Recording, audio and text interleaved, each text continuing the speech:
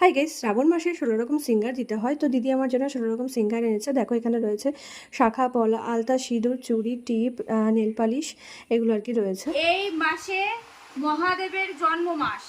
এই মাসে মা পার্বতী এই সবুজ বর্ণে আবৃত হয়ে শিবকে পেয়েছিলেন এবং শিব 16 সিঙ্গারে পার্বতীকে সাজিয়েছিলেন, সাজিয়ে সন্তুষ্ট করেছিলেন, তার রাগ ভাঙিয়েছিলেন।